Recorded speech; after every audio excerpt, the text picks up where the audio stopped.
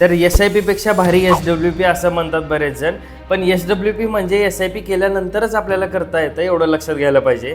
तर SWP म्हणजे काय? Systematic withdrawal plan. जसं SIP मध्ये दर महिन्याला तुमचे पैसे इन्व्हेस्ट होत जातात, तसंच SWP मध्ये तुम्हाला दर महिन्याला पैसे येत जाणार.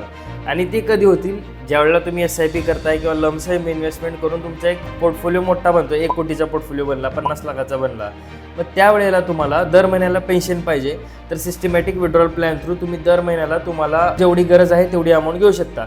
जर महिन्याला तुम्ही 50,000ची SWP करताय, तर दर महिन्याला 50,000 तुम्हाला येत जातील अकाउंटवरती. आणि बाकीची राहिलेली अमाऊंट जी आहे ती मार्केटमध्ये तशीच इन्व्हेस्टेड राहते आणि दरवर्षी 10 ते 12% ती वाढत जाते. हा जस्ट एक सिम्पली पेन्शन घेण्यासाठीचा बेस्ट वे आहे. समजा जर तुम्ही FD मधून पेन्शन घेताय आणि तुम्ही जर ते 10 वर्षापर्यंत ते पैसे तुमचे संपले, तर इथं म्युच्युअल फंडमध्ये SWP थ्रू चान्सेस असे राहतात की तुम्ही ते पैसे प्रोबेबली नेक्स्ट 20 इयर्सपर्यंत घेऊ शकतात.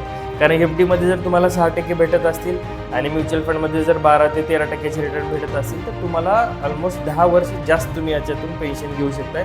त्यामुळे SWP म्युच्युअल फंडमधला बेस्ट ऑप्शन मानला जातो. तर फायनान्शियल अशाच माहितीसाठी आम्हाला फॉलो करू शकता. Thank you so much.